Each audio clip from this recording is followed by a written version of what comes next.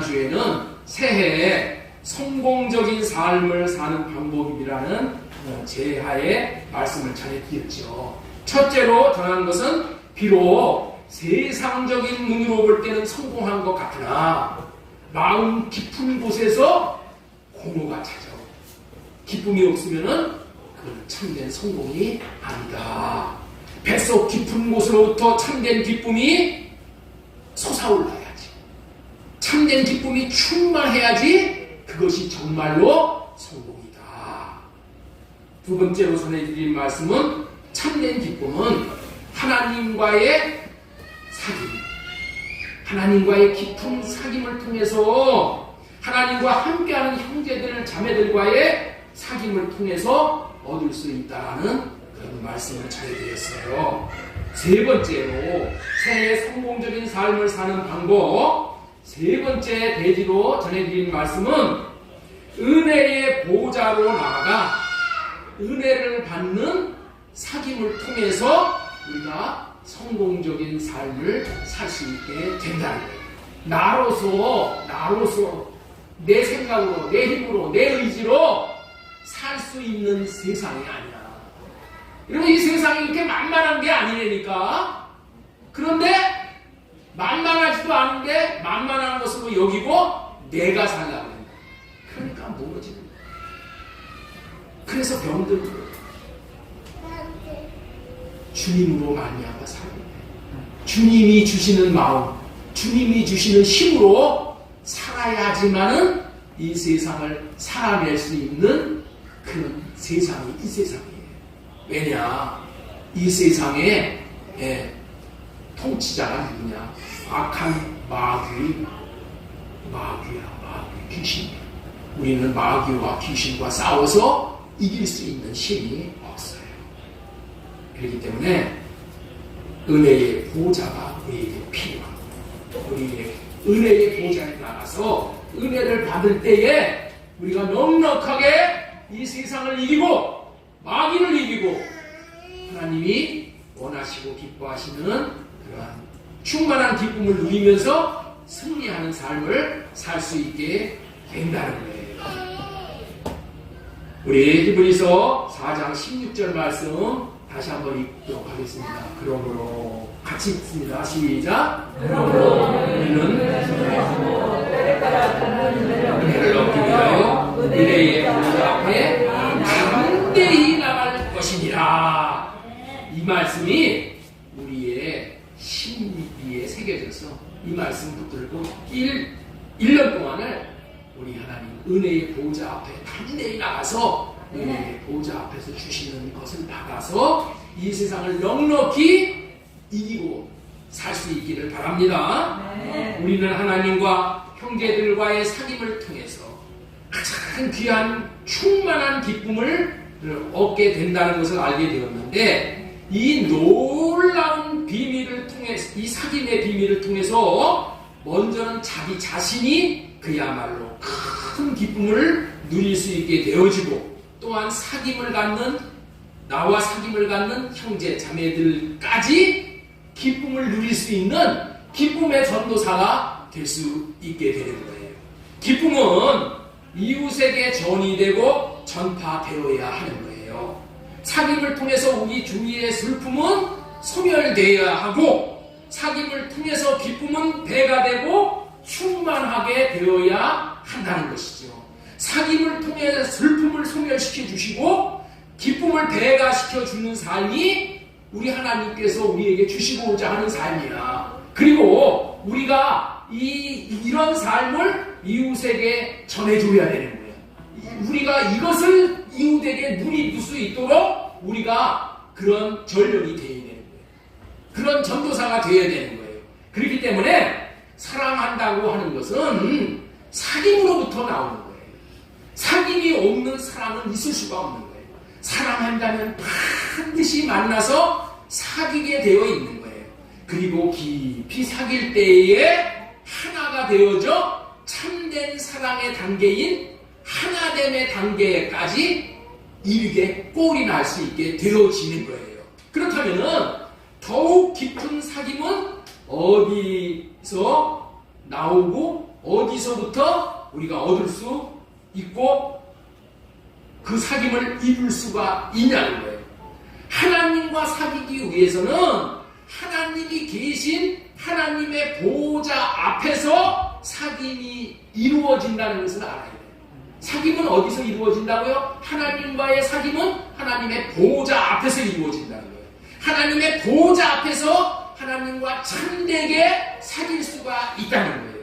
여기서 하나님의 보호자를 은혜의 보호자라고 표현을 하시는 것에 우리는 주목을 해야 되는 거예요. 다시 한번 16절 읽겠습니다. 그러므로 우리는 긍휼하심을 받고 같이 읽습니다. 그러므로 우리는 긍휼하심을 받고 때를 따라 돕는 은혜를 얻기 위하여 은혜의 보호자 앞에 담대히 나갈 것이니라. 은혜의 보호자 앞에 담대히 나가야 되는 거예요. 그렇습니다. 하나님은 할례 언약, 새 언약의 약속을 믿고 하나님의 보호자 앞으로 나온 자들을 홀대하지 않으시오. 대신에 한없는 사랑을 베푸시고 한없는 은혜를 베푸신다는 거예요. 그래서 은혜의 보호자 앞이라고 표현을 하는 것이고 은혜의 보호자 앞이 그렇게 좋기 때문에 담대히 나와라 그렇게 말씀하시는 거예요. 자, 히브리서 4장 16절 다시 한번 읽겠습니다. 그러므로 우리는 긍휼하심을 받고 때를 따라 돕는 은혜를 얻기 위하여 은혜의 보호자 앞에 담대히 나갈 것이니라. 자, 우리 둘씩 짝하시고 우리 한번 축복하시기 바랍니다. 은혜의 보호자는 너무너무 좋은 것입니다. 은혜의 보호자는 너무너무 좋은 것입니다. 그렇다면 은혜의 보호자가 왜 그리 좋을까요? 왜 그리 좋을까요? 자, 히브리서 4장 16절에 보면 은혜의 보호자 앞으로 나아갈 때 얻고 누리는 은혜 두 가지가 있기 때문이라는 거예요. 두 가지. 은혜의 보호자 앞에 나갈 때 우리가 몇 가지를 얻는다고요? 두 가지를 명심해야 돼요. 첫 번째는 그 보호자는 긍휼하심을 베푸시는 것이야. 보호자 앞에 나갈 때 우리가 하나님으로부터 긍휼하심을 받게 된다는 거야. 하나님은 언약을 믿고 보호자 앞으로 나가는 자들에게 긍휼로 대하신다는 거예요. 지극한 사랑의 마음으로 대하시는 분이에요. 하나님 앞에서 긍휼을 얻는다는 것은 하나님 앞에서 불쌍히 여김을 받는다는 것인데, 불쌍히 여김을 받는다는 것은 예를 들면 이런 거예요. 예? 예를 들면 어떤 거라고요? 이런 거. 자식이 5명이 자식이 있어. 5명의 자식이 있는데 4자식은 성한 자식이야. 예. 그런데 자식 하나가 다리가 없어. 예? 자식 하나가 다리가 없어. 자기 힘으로는 걸을 수가 없는 자식이야. 그런데 집에 불이 났어요. 자식 중에 4자식은 다 제 다리로 걸어서 나와서 불을 피해 살아났어. 그런데 다리가 없는 자식은 나와야 하는 것은 알지만 다리가 없으니 나올 수가 없어서 불길을 피하지 못하고 불타 죽어버렸다. 부모가 그 자식을 보고 무슨 마음이 들어요? 이 병신 같은 자식, 지긋지긋하게 속만 새기더니 잘 죽었네. 그래요? 그게 부모예요? 아니야. 다리가 있었다면은 불타 죽지 않았을 텐데. 부모가 없는 사이에 집에 불이 났어. 응? 그런데 다리가 없기 때문에 불타 죽었구나. 다리가 있었으면 불타 죽지 않았을 텐데 하고, 다리가 없는 허물로 불이 타 죽은 것에 대하여 안타깝게 여겨져요. 안타깝게. 죽을 때 얼마나 고생을 하고 얼마나 아팠을까. 안타까워. 이 말이 다른 말로 뭐예요? 불쌍히 여기는 거예요. 죽은 것에 대해서 너무너무 불쌍히 여기는 거예요. 그렇게 여겨주시는 것이 주님의 마음입니다. 우리가 죄를 지어도 이 죄 지은 놈 심판받는 것이 마땅한 놈이다, 그렇게 여기시는 것이 아니라, 죄를 지었어? 죄를 이길 힘이 없어서 죄에게 져서 죄를 지었구나, 그렇게 여긴다는 거야. 죄를 이길 힘이 있었다면은, 죄를 이길 정도로 마음이 강했다면은 죄를 이길 수 있어서 죄를 안 졌을 텐데, 죄를 이길 힘이 없어서 죄를 졌구나. 죄를 짓게 죄를 짓게 만드는 마귀를 이길 힘이 없어서 그렇게 됐구나. 내 자식을 넘어지게 한 마귀 자식 못됐구나 하고 마귀를 심판하시고 자녀들은 끌어안아 주십니다. 그래서 함께 울어주는 마음이 긍휼히 여기신다는 그런 뜻이야. 불쌍히 여기신다는 그런 뜻이다. 우리 교회 공동체에 함께 사시다가 암으로 돌아가신 한 10여 년 됐어요. 이효진 집사님이라고 계셨어요. 옆에 빌라에 사셨는데 이 암 투명을 하다가 너무너무 그 암 투병하는 것이 고통스러워가지고 빌라 옥상에 올라가셔서 투신을 하셨어요. 투신. 근데 이 빌라가 4층밖에 안 되니까 죽지를 않아요. 이마로 떨어져가지고 이마가 깨졌어요. 그리고 다리가 부러져가지고 고생이 2중, 3중 정말 고생을 하시다가 하셨어요. 그런데 그 오빠가 와서 투신 자살을 했다니까 오빠가 와서 자초지종을 제가 이제 얘기를 해드렸어요.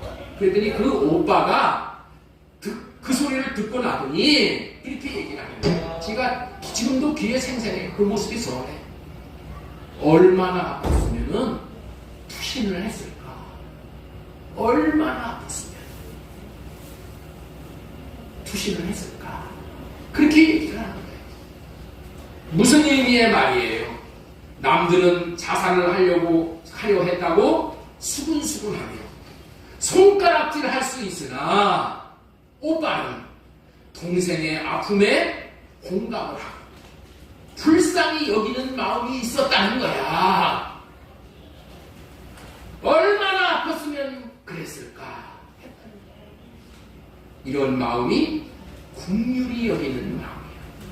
이 긍휼이라는 표현의 영어 단어는 sympathy다 이렇게 표현을 하는 거예요. sympathy. 네. 이 여러분들 있죠? 영어는 이 한자와 그 같은 경우가 많아. 이렇게 단어 의미 있는 단어를 이렇게 합쳐놓는 거예요. 네. 여기서 sympathy라는 단어를 이렇게 분리를 하면은 sim이라는 단어 플러스 퍼스라는 단어예요. sim이라는 얘기는 함께 이런 뜻이야. 함께. 여러분들 그 심포니라는 게 있죠. 심포니 교향악단 뭐 이렇게 심포니 이렇게 소리들이 포니는 이게 그 소리거든. 소리들이 함께 모이는 거야. 함께 이 사람 저 사람 연주하고 함께 모여서 정말 아름다운 화음을 내면서 웅장하면서 듣기에 기가 막히게 좋잖아요. 심포니 함께. 여기서 함께 퍼스라는 얘기는 뭐냐? 그 마음이야, 마음. 마음. 마음이 어떻게 된다? 같은 거야. 같은 마음. 다시 말해서 공감을 하는 거야. 공감. 상대가 특별히 하나님께서 내 마음이 어떤지를 아시고 내 마음에 공감을 해주신다는 거예요. 이것이 긍휼히 여겨주신다 그런 얘기야. 내가 아파서 죽게 되었어. 내가 고통스러워서 죽게 되었어. 견딜 수 없어. 그런데 하나님께서 나를 긍휼히 여겨주셔. 그런 얘기는 뭐예요? 하나님께서 내 아픈 마음을 지금 아신다는 거예요. 내 죽을 것과 같은 마음을 하나님이 아신다는 거예요. 내가 견디지 못해서 자살하고 싶은 그런 마음을 하나님께서 아신다. 그런 의미야. 하나님이 저와 여러분들의 마음에 공감을 하시고 우리 하나님 자신이 내 마음을 알아주셔. 내 마음을 알아주는 사람이 있다는 거예요. 여러분들 이 세상에서 내 마음을 알아주는 사람이 있습니까? 알아주는 사람이 있는 것 같지만은 결국에 가서는 없어. 못하는 거예요. 하나님만이 내 마음을 끝까지 알아주신다는 거예요. 얼마나 좋아요. 세상에서 자신의 마음을 알아주는 사람이 있을 것 같지만은 없다는 거야. 그런데 하나님의 보호자 앞으로 나아갈 때 하나님께서는 하나님 자신에게 나오는 자들의 마음을 알아주신다는 거예요. 알아주신다는 거예요.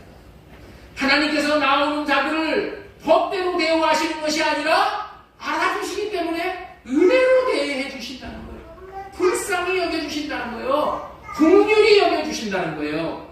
내가 볼품없게 살 수밖에 없게 된 삶을 산 거에 대해서 볼품없는 삶을 나는 살 수밖에 없잖아. 그런데 볼품없게 살 수밖에 없는 그런 나의 마음을 하나님께서 이해하고 그럴 수밖에 없었지 하고 공감해 주시고 아파해 주시고 안쓰러워해 주시고 짠하게 여겨 주신다는 거예요.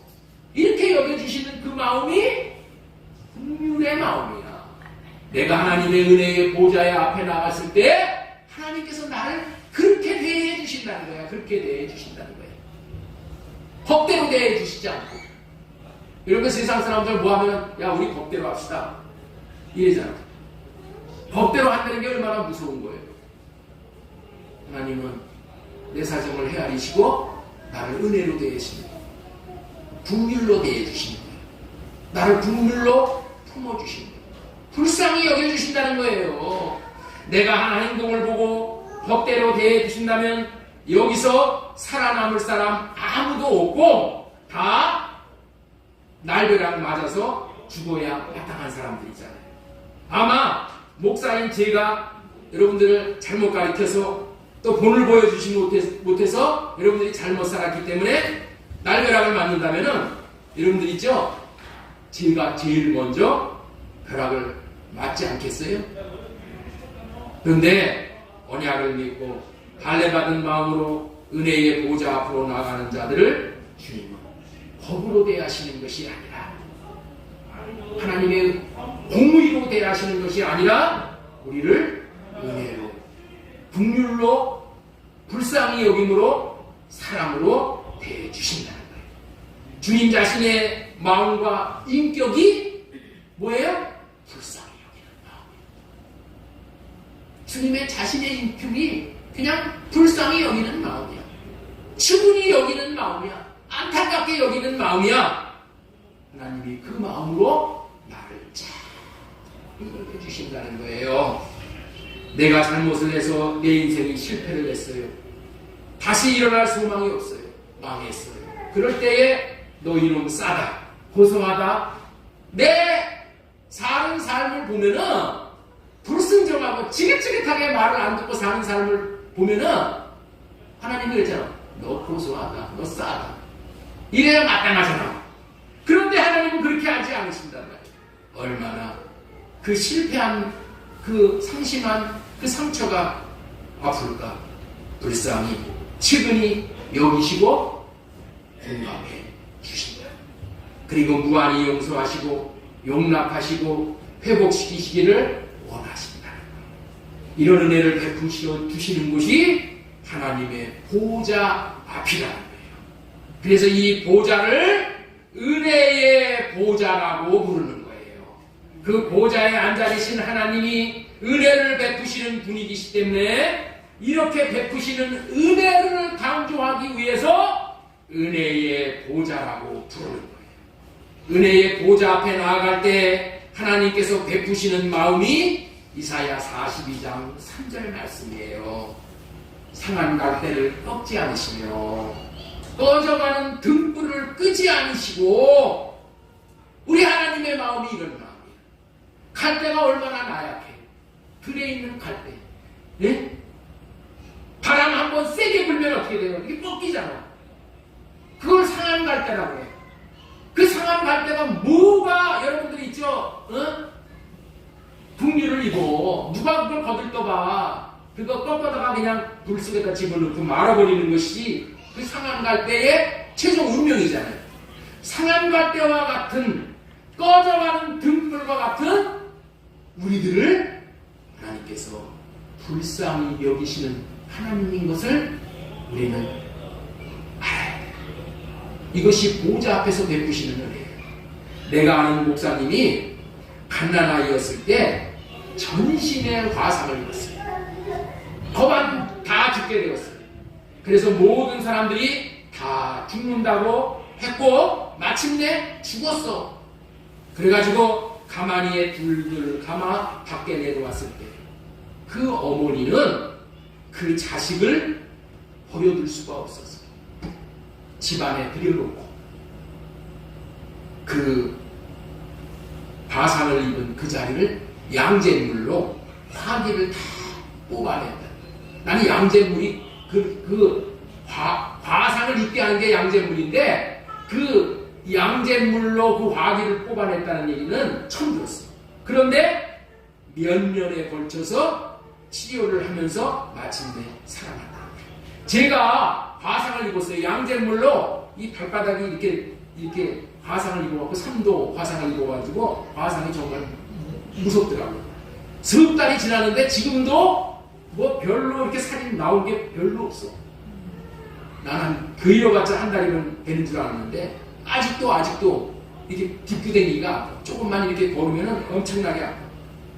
자식의 가능성이 없는 모습을 보면서도 자신이 갈대와 같이 이미 꺾이었으므로 말미암아 죽을 것이 분명한 것 같아 보여도 만약에 살아난다 하더라도 사람 구실을 못하고 앞으로 지긋지긋이 부모 속만 썩일 것을 뻔히 알면서도 자식을 긍휼히 여기는 마음이 그 자식을 버리지 못해 죽게 내버려 두지 않고 그 자식을 불쌍히 여기는 마음으로 온갖 방법을 다 동원해서 살리고자 했을 때에 하나님의 은혜가 임하여 살려내고 말하다. 참 살아나서 정말 귀한 목회를 하고 계십니다. 한 어머니의 사랑도 이렇듯이 지구한데 우리 하나님의 사랑은 말로 다할 수 없는 긍휼의 마음인 거예요. 그 마음을 이사야 42장 3절로 표현합니다. 상한 갈대를 꺾지 않으시고 꺼져가는 등불을 끄지 않으시는 하나님. 그리고 이사야 49장 15절에 하나님의 긍휼하심이 어떠한지를 또 말씀을 해주시네요. 우리 이사야 49장 15절 말씀 보도록 하겠습니다. 자, 그 밑에 없습니까? 자, 우리 한번 들어보시래요. 그러면 이사야 49장 15절 여인이 어찌 그 젖 먹는 자식을 잊겠으며 자기 태에서 난 아들을 긍휼히 여기지 않겠느냐. 여인이 어찌 자기 품 안에 안고 젖 먹이는 자식을 잊을 수 있냐는 거야. 잊을 수 있어요? 여인이 자기 품 안에 안고 젖 먹이는 아이를 자기가 돌보지 않으면 그냥 죽는 거예요. 그렇잖아요. 우리 아이들 지금 많이 낳았기 때문에 부모들이 그 마음이 다 있잖아요. 그거 딴딴 핏덩어리들을 부모가 긍휼히 여기지 않을 수 있어요? 자식을 잃을 수 있어요? 자기 태에서 난 아들을 긍휼히 여기지 않겠느냐. 그들은 혹시 잊을지라도 나는 너를 잊지 아니할 것이다. 다시 한번 읽을 때겠습니다. 여인이 어찌 그 젖 먹는 자식을 잊겠으며 자기 태에서 난 아들을 긍휼히 여기지 않겠느냐. 자기 태에서 난 아들 다 긍휼히 여긴다는 거예요. 그들은 혹시 잊을지라도 나는 너를 잊지 아니할 것이야. 제가 어렸을 때 우리 교회 철야기도 시간에 어떤 강사 목사님이 오셔서 이 말씀을 전하는데 얼마나 제가 은혜를 받았는지 몰라요. 그래서 한동안 이 말씀을 붙들고 사는 적이 있어요. 젖 먹는 자식을 버릴 수가 없어요. 손을 놓는다면 생명이 끝나는 것을 아는데, 자신이 없으면 살 수 없는 가련한 존재가 되었다는 것을 아는데, 그래서 긍휼히 여기듯이 하나님이 저와 여러분들을 이렇게 긍휼히 여겨주시고, 어떤 자에게? 하나님의 은혜의 보좌 앞으로 나아가는 자들에게. 이것이 은혜의 보좌 앞에 나와 사귐을 갖는 자들에게 베푸시는 하나님의 마음이신 것을 믿으시기 바랍니다. 민수기 6장 24절 말씀 우리 한번 보겠습니다. 여호와는 내게 복을 주시고 너를 지키기 원하니 여호와는 그 얼굴을 내게 비추사 은혜 베풀기를 원하며 여호와는 그 얼굴을 내게로 향하여 두사 평강 주시기를 원하노라. 은혜의 보좌 앞에 나아가는 자에게 베푸시는 이런 은혜를 받으면 우리는 한없는 위로를 얻고 소망을 얻고 기쁨이 충만함을 얻게 됨으로 인해서 살아갈 수 있는 동력을 얻는 거예요. 이런 힘을 얻어야지 이 험악한 세상을 우리가 넉넉히 살아낼 수 있게 된다는 거예요. 주님이 베풀어 주신 은혜에 합당한 인생을 우리는 살아갈 수 있게 되어질 거예요. 우리 하나님 앞에 나와서 사귀는 자에게 이런 은혜를 베푸시는 하나님인 줄을 믿으시기 바랍니다. 사랑과 긍휼로 건지시는 하나님을 믿고 그 보좌 앞으로 나아올 수 있는 저와 여러분들이 된다면 2023년도는 반드시 우리 모두가 주님의 이런 긍휼을 베푸시는 은혜로 말미암아 기쁨이 충만하고 그 기쁨으로 말미암아 넉넉히 성공적인 한 해가 될 수 있을 거예요. 두 번째로 때를 따라 돕는 은혜를 얻게 하신다는 말씀을 전해드리겠습니다. 여러분들 생각해 보세요. 하나님이 때를 따라 도와주시고 하나님이 백이 되어주시면은 무엇이 걱정거리가 있겠어요? 하나님은 은혜의 보좌 앞에 나오는 자들에게 때를 따라 돕는 은혜를 베풀어 주시고 은혜의 보좌 앞에 나오면은 때를 따라 돕는 은혜를 받고 사는 자가 된다니까. 내가 정말 도움이 필요할 때에 은혜를 공급해 주심으로 그 어떠한 위경에 처한다 할지라도 건짐을 받고 극복하심을 우리가 받을 수 있게 되는 인생이라. 이 말씀을 다른 의미로는 이른 비와 늦은 비를 내리시는 하나님이라고 표현을 하는 거예요. 하나님은 때에 맞는 은혜의 단비를 내려주시는 분이시잖아요. 농부들이 씨를 파종할 때에 비가 내리지 않으면 씨를 뿌려도 뿌리를 못 내리잖아요. 그렇죠? 이게 반드시 비가 필요한 거야. 네? 씨가 뿌릴 수가 없으면 농사를 못 지어서 굶어야 돼. 여러분들 보시지 않으신 분들, 네? 굶는 것이 얼마나 힘든지를 여러분들 모르실 거예요. 실감이 안 날 겁니다. 그리고 추수하기 전에 비를 내려야 곡식이 알곡이 되는. 비가 이른 비와 늦은 비 두 가지의 비를 내려주시는데 이 때를 못 맞춰가지고 지금 이삭이 다 자라가지고 열매가 됐어. 그때 비를 내려버리면 어떻게 돼? 네? 농사진 거 헛농사 되는 거지. 때에 맞는 은혜를 받는 것이 너무나도 중요해요. 도움이 필요할 때를 하나님이 아시고 때에 맞는 은혜를 베풀어 주신다면 얼마나 기쁨이 크겠어요. 하나님은 이런 때를 따라 돕는 은혜를 베푸심으로 우리를 큰 기쁨 가운데 거하도록 하시기를 우리 하나님이 원하시고 즐겨 하시는 분이에요. 그래서 이런 은혜를 주시기 위해서 은혜의 보좌의 앞으로 저와 여러분들을 초청을 하시는 거예요. 은혜의 보좌 앞으로 나와라. 담대히 나와라. 내가 너에게 긍휼을 베푸시고 때를 따라 은혜를 베풀어 주겠다. 이러시는 거예요. 하나님 하나님은 이런 때를 따라 돕는 은혜를 베푸시는 분이신 줄로 믿고 은혜의 보좌의 앞에 담대히 나가서 있으면 좋겠어요. 우리는 예수 그리스도로 말미암아 우리의 모든 죄가 속량을 받았기 때문에 이제 담대히 나아갈 수 있는 자격을 얻었어. 죄인은 못 나가. 그러나 우리는 예수 그리스도의 은혜로 말미암아 나갈 수 있는 거예요. 제가 어려서 신앙생활을 할 때 제가 자란 교회에 어른들이 많았어요. 그래가지고 6.25 때 이야기를 많이 들었어요. 6.25 때에 저 이북에서 견딜 수가 없어가지고 남쪽으로 후퇴를 하는데 인민군을 만난 거예요. 여러분들 인민군이 뭔지를 아시에요? 인민군. 저기 저 공산당 저 정부의 그 군인들을 인민군이라고 했어요. 인민군. 인민해방군이라고 했어요. 인민해방군. 우리가 다 미국의 이 제국주의자들에게 우리가 자유를 억압당하고 속박을 받고 있기 때문에 이 김일성이 군대가 나와가지고 그 인민들을 다 해방시켜야 된다. 해방시키기 위해서 6.25를 전쟁을 일으켰다 이렇게 얘기를 하는 거예요. 예? 인민군들이 내려와가지고 인민군들을 이렇게 만났단 말이야.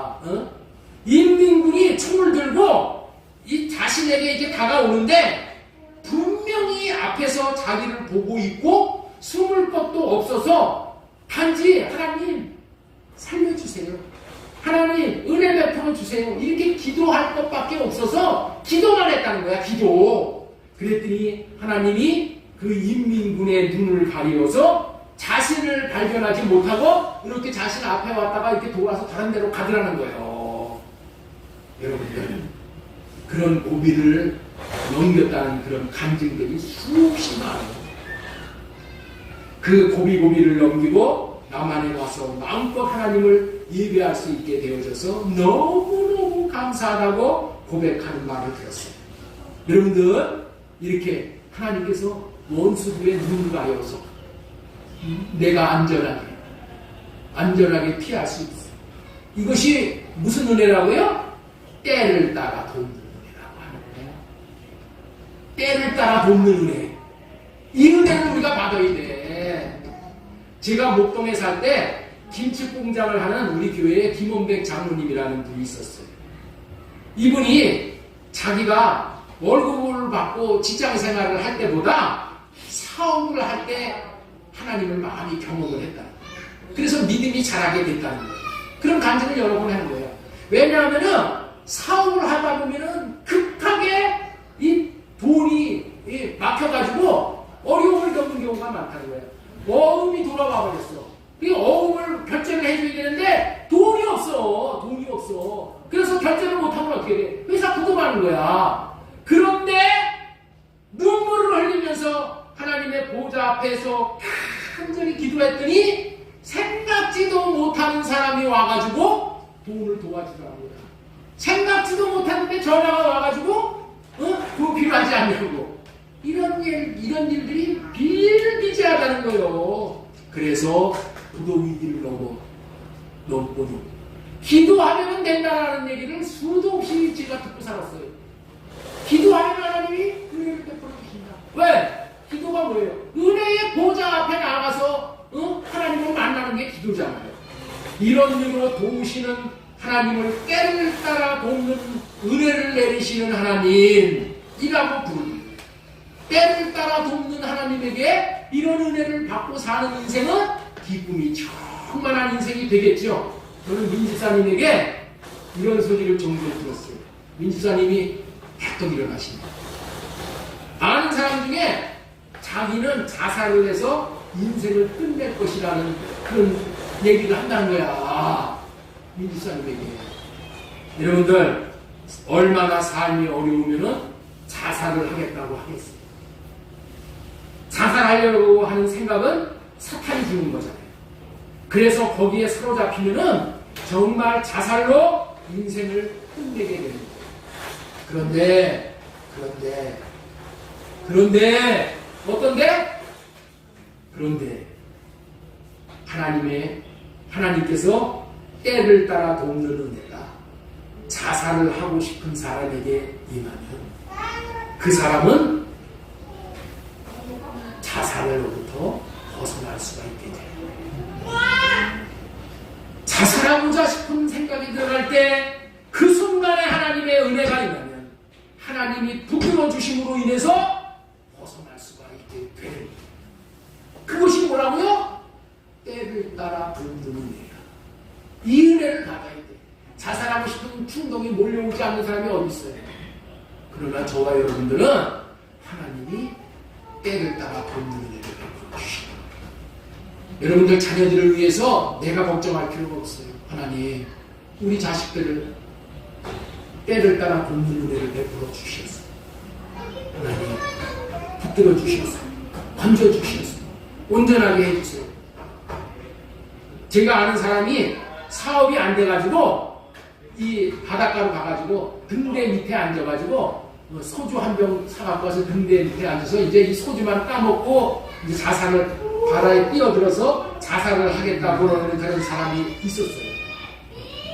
저하고 같이 이렇게 동료의 사업을 하는 그런 사람인데 자살을 하려고 바다에 뛰어들려고 하는 순간에 자기 아들의 얼굴이 확 자기에게 떠오르더라고요. 그래서 그 아들이 떠오르는 순간에 내가 아들에게 한을 심어주면 안 되겠지 하는 마음이 마음에서부터 올라오더라고요. 누가 그런 마음을 주셔요? 누가 그런 마음을 주셔요? 때를 따라 돕는 은혜를 베풀어 주시는 하나님이 그런 은혜를 베풀어 주시고 마음을 창조하신 하나님이 마음으로부터 그런 마음을 창조해서 떠오르게 해주시는 거예요. 여러분들 죽을 때 두려워서 어찌 죽나 이렇게 걱정하지 마시기 바랍니다.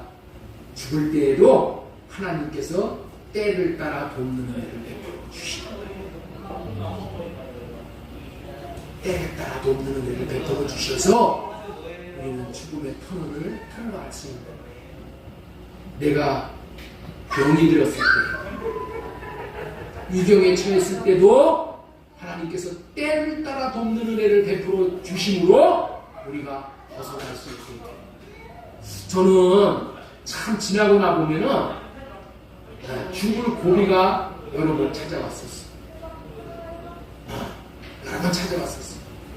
요 최근래는 우리 어머니가 돌아가실 그 무렵에 제가 이유도 없이 체중이 빠지는 거예요.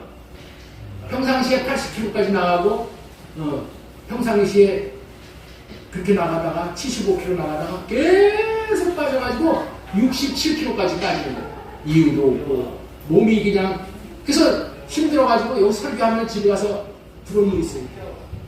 그랬는데 하나님께서 이 성령을 호흡을 하면서 성령을 찾음으로 은혜의 보좌 앞으로 담대히 나아가기를 원할 때 하나님께서 저를 회복시켜 주시는 거예요.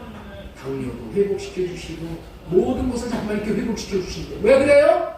하나님이 때를 따라 돕는 은혜를 베풀어 주셨기 때문에 그러는 거예요. 여러분들도 그런 은혜를 여러분들 받음으로 인해서 여기 건강하셔갖고 다 100세 이상까지 다 사시기를 예수님의 이름으로 축원합니다. 하나님께서 질병 가운데 있을 때도 때를 따라 돕는 은혜를 베풀어 주시고 국리를 베풀어 주시는 주님으로 말미암아 사망의 음침한 골짜기를 지날 때도 배를 당하지 않게 되어지는 거예요. 그러면 이렇게 좋은 은혜를 베푸는 곳, 이토록 복스러운 은혜를 베풀어 주시는 은혜의 보좌는 어디일까요? 은혜의 보좌가 어디입니까? 거기서가 은혜의 보좌야. 우리 한번 따라서 한번 하겠습니다. 거기서가 은혜의 보좌이다. 그러면 거기서가 어딜까요? 새해 성공할 수 있는 사람은 거기서가 있는 사람이야. 거기서가 있는 사람이야. 거기서가 저와 여러분들을 성공할 수 있는 사람이 되게 하는 거예요. 그래서 성공적인 삶을 사는 방법 네 번째로 전하고자 하는 대지는 하나님과의 만남의 장소인 거기서가 있는 삶을 살아갈 때야. 거기서가 있어야 되는 거예요. 거기서. 자, 우리 출애굽기 25장 22절 말씀 우리 한번 보겠습니다. 거기서 내가 너와 만나고, 할렐루야. 거기서 내가 너와 만나고.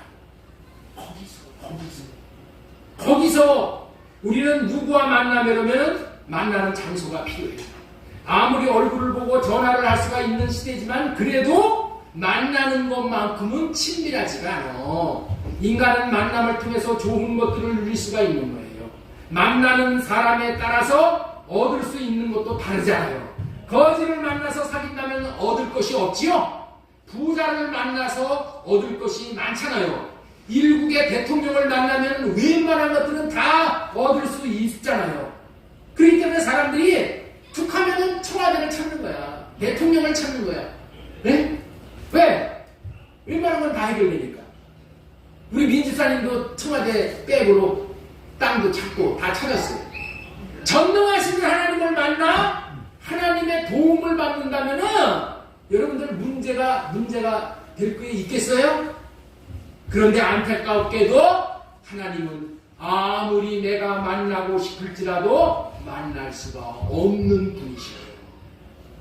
만왕의 왕이신 하나님을 만나면은 모든 사람은 다 죽게 되는 거야. 왜 죽어요? 죄인인 인간이 빛이신 하나님을 만나면은 다 죽는 거야. 그래서 만날 수가 없는 거예요. 만날 수가 없어. 하나님을 만날 수가 없는 거예요. 이것이 인간의 불행이고 이것이 은혜를 못 받는. 이게 인간의 한계예요. 그런데 만날 수가 없는 인생이 하나님을 만날 수 있는 길이 열렸다는 거야. 어떻게 열려요? 거기서 만나는 거야. 거기서 하나님이 은혜를 베풀어 주시기 때문에 우리는 거기서를 통해서 만나는 거야. 하나님이 우리를 사랑하셔서 하나님이 인간을 만날 수 있는 장소를 하나 정해주셨어요. 하나님이 1년에 한 번 하나님이 지정해 주신 장소에서 사람을 만나 주시는 거예요. 하나님이 지정해 주신 장소 이외에서는 하나님이 만나 주시질 않아. 이 장소에서만 만나 주시겠다고 하나님께서 약속을 하셨어. 이렇게 지정해 주신 장소에서만 하나님께서 만나 주시겠다고 뭐 하셨다고요? 약속을 하셨다니까. 거기서 내가 너와 만나고 이렇게 말씀을 하시는 거예요. 그 지정해 주신 곳이 어디라고요? 거기서 내가 너와 만나고. 거기가 어디냐는 거예요. 거기가 속죄소야. 속죄소에서 만나는 거예요. 곧 증거계. 증거계는 뭐냐? 법계예요. 법계 위에가 법계 뚜껑을 커버넌트라고 해요. 커버를 닫는 거예요. 커버넌트가 뭐냐? 그게 속죄소야. 거기서 만나는 거야. 왜 거기서 만날 수 있어요? 거기에 짐승의 피가 뿌려지기 때문에 그래요. 그래서 그것이 거룩한 장소다. 내가 거기에 나갈 때, 거기서 하나님과 만날 수 있는 유일한 길이야. 유일한 길. 이 속죄소는 바로 인간의 죄를 대신하여 죽어준 제물의 피로 인하여 인간의 죄를 용서해주는 장소이며, 죄로 인하여 하나님과 원수가 되었으나 인간의 죄를 대신하여 희생제물이 된 피로 인하여 하나님과 화목하게 되는 자리를 의미하는 거야. 이게 속죄소야. 이 구약시대는 하나님을 만나는 이 장소가 어디요? 이 속죄소에서만 만나는 거야. 속죄소. 거기서 내가 너와 만나고, 속죄소 곧 증거계 위에 있는 두 그룹 사이에, 그룹이라는 것은 천사야. 천사가 이렇게 날개를 피고 있어요. 속죄소 위에서. 거기서만 만나는 거야. 그게 시인자야. 은혜를 베푸시는 그런 장소란 말이야. 짐승의 피로 정결된 장소, 거룩하게 된 곳, 거기서 하나님이 만나 주실 때에 긍휼을 베풀어 주시고 때를 따라 돕는 은혜를 베풀어 주시는 거예요. 그러나 이와 같은 것은 그림자야. 그림자라는 것은 뭐예요? 실상이 있기 때문에 그림자가 지는 거예요. 실상이 있어, 실상. 앞으로 일어날 일에 대한 예표야, 예표. 하나의 뭐라고요? 사인이야, 사인. 예, 이런 속죄가 일어날 이런 놀라운 일이 있을 것이다라는 사인이야. 이제 새 언약 시대가 돌아왔어요. 도래했어요. 이제 예수님의 피가 우리의 마음에 뿌려졌어. 그래서 이 은혜의 보좌가 이제는 우리 마음 지성소 안에 은혜의 보좌가 있게 되는 거예요. 이제는 보혈의 피로 씻김 받은 우리의 마음이 거기서야, 거기서. 아시겠죠? 이제는 옛날 저 히브리 땅에 성전, 속죄소, 지성소 안에 속죄소, 거기까지 찾아갈 필요가 없어. 예수 그리스도가, 짐승의 피가 아닌 예수 그리스도, 하나님의 피가 우리의 마음에 뿌려졌어. 그래서 우리의 마음이 이제는 깨끗하게 됐어. 여기를 보좌로 삼으시고 하나님이 이 안에 거하여 주시는 거예요. 그렇게 하시려고 예수님의 십자가의 피가 우리의 마음을 정결하게 하시는 거예요. 히브리서 9장 14절 말씀 보도록 하겠습니다. 히브리서 시작. 자, 우리 하물며 시작. 하물며 영원하신 성령으로 말미암아 흠없는 자기를 하나님의 드린 그리스도의 피가 어찌 너희 양심을 죽으는 죄에 깨끗하게 하고 살아계신 하나님을 섬기게 하지 못하겠느냐. 하나님께 드린 그리스도의 피가 어찌 너희 양심을, 우리의 마음을, 우리의 영을 죽은 행실에서 깨끗하게 하고 깨끗하게 한다.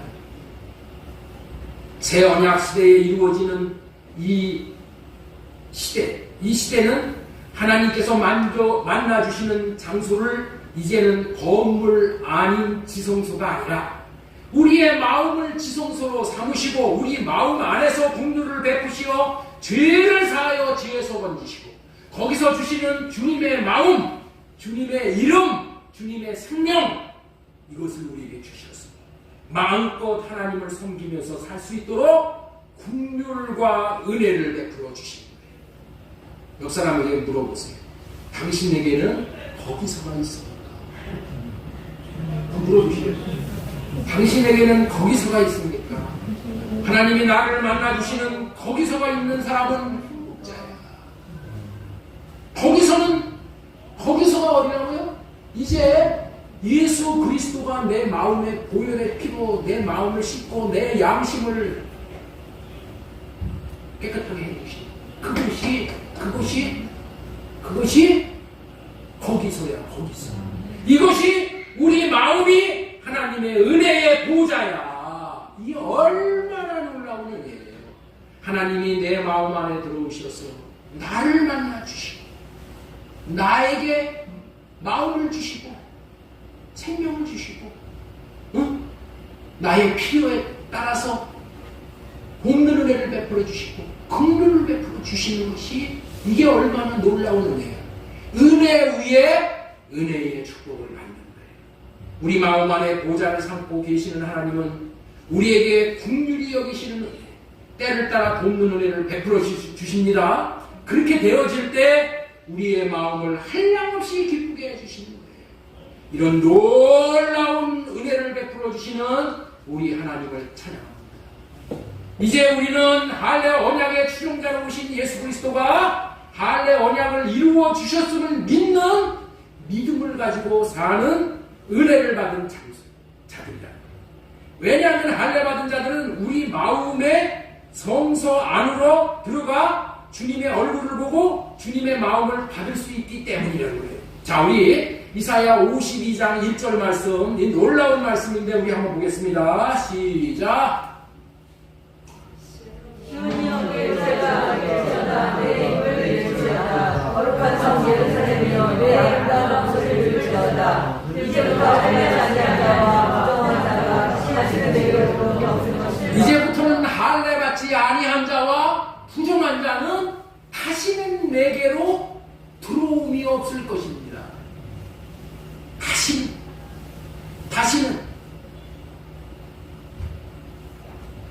성소 안에 들어올 수가 없어. 네? 할례 받지 못한 자. 하나님이 계신 곳에 할례 받지 못한 자는 들어갈 수가 없는 거예요. 할례 받지 못한 자들은 주님이 계신 우리 마음의 지성소 안에 들어갈 수가 없어. 주님 안에 들어갈 수가 없다는 거예요. 주님 안에 들어갈 수가 없어. 주님 안에 들어갈 수가 없으면은 주님의 마음과 사귈 수가 없어. 주님의 마음과 하나 될 수가 없어. 주님과 공유를 이룰 수가 없어. 그런데 우리는 할례 언약을 믿고 할례를 받음으로 주님 마음 안에 들어가 주님의 마음을 보고 사는 자들이 되어지는 거예요. 주님 마음 안에 들어가서 주님의 마음을 보고 사는 자. 주님이 내 안에 들어오시고 내가 주님 안에 들어가는 거예요. 이렇게 기도할 수가 있는 거예요. 이런 자들은 주님, 저 사람을 보면은 내 마음에서 이런 마음이 올라와요. 잘 들으셔야 돼. 이게 결론이야. 우리가 주님 마음 안에 들어가는 방법을 말하는 거예요. 주님, 저 사람을 보면은 내 마음에서 이런 마음이 올라와요. 무슨 마음? 분노하는 마음, 판단하는 마음, 정죄하는 마음, 네? 짜증나는 마음, 네? 배 아픈 마음, 이런 마음이 오면은 주님 안으로 못 들어가. 이런 마음이 오는 순간에는 내가 어디에 있어요? 주님 밖에 있는 거예요. 아시겠죠? 이런 마음을 가지고 내가 주님 안에 들어가면 어떻게 돼요? 주님의 마음이 이게 뭐야? 쓰레기통이 돼버리지요? 내 마음이 그런 마음이 막 올라온단 말이요. 아내를 봤을 때 짜증이 나는 마음이 와. 네? 아내를 봤을 때 비판하는 마음이 나온단 말이야. 오늘 한 종일 뭐하고 있어서 이 집안이 이게 뭐야? 이런 마음이 막 올라온단 말이야. 그랬을 때 우리가 어떻게 해야 되는 거예요? 은혜의 보좌에 앞으로 담대히 나아가기 위해서는 주님, 내 마음은 이래요. 나에게 이런 마음이 올라와요. 이렇게 올라오는 이 마음 할례해 주세요. 이 마음 할례해 주셔서 깨끗하게 씻겨주시고 내가 그럼에도 불구하고 아내를 바라볼 때 감사. 아내가 있는 게 얼마나 고마워. 없는 것보다 100배 1000배 낫잖아. 아내가 있는 것이 집에 들어오면 만날 수 있는 아내가 있고, 응? 아름답게 자라는 우리 자녀들이 얼마나 감사해. 나니 그럼에도 불구하고 내가 그러지 못하고 내가 이렇게 분노하는 마음, 판단하는 마음, 정죄하는 마음, 응? 짜증나는 마음이 내 안에 있어. 이 마음 할례해 주시오. 내가 주님을 사랑하고 주님 안에 들어갈 수 있게 해주세요. 그래서 주님 안에 들어가서 주님 안에는 뭐가 있어요? 주님의 마음이 있잖아. 주님의 마음을 부어주세요. 주님의 마음은 어떤 마음이야? 사랑하는 마음이야. 용납하는 마음이야. 긍휼히 여겨주시는 마음이야. 그 마음을 주님 부어주세요. 그래서 그 마음을 받아서 그 마음을 아내에게 나타내는 거예요. 그 마음을 남편에게 나타내는 거예요. 그 마음을 원수 같은 어떤 사람에게 나타내는 거예요. 그럼으로 인해서 어떻게 돼요? 하나님이 영광을 그에게 나타내 주시고 할례받고 주님의 마음을 구해서 주님의 마음을 나타내고 살 때 어느덧 내 삶의 바운드리에는 하나님이 나타나셔서 영광을 보여주시고 그 영광을 보고 우리가 기뻐하시는 거예요. 그 영광을 우리가 보지 못하면은 우리는 살 수가 없는 거죠. 할례받고 성소하는 자, 할례받지 아니한 자와 부정한 자가 다시는 내게로 들어옴이 없을 것입니다. 거룩한 성 예루살렘 성이요, 거룩한 성 예루살렘 성 안으로 못 들어간다는 거예요. 거룩한 성 예루살렘이 주님이야. 주님 몸된 교회야. 이 안으로 못 들어가는 거예요. 우리가 장차갈 하나님의 나라, 이 땅에서 누려야 될 하나님 그걸 또 반드시 이와 같은 축복을 우리가 다 받아 누릴 수 있기를 바랍니다. 이렇게 마음의 할례를 구하여 자신의 마음 안에 계신 주님의 마음을 보며 사는 자들에게 주님은 국률을 베풀어 주시고 때를 따라 돕는 은혜를 베풀어 주시고 이런 은혜를 받고 주님의 마음을 나타낼 때 삶 가운데 우리는 주님의 영광을 뚜렷뚜렷하게 보고 날마다 누리면서 살 수 있게 되는 거예요.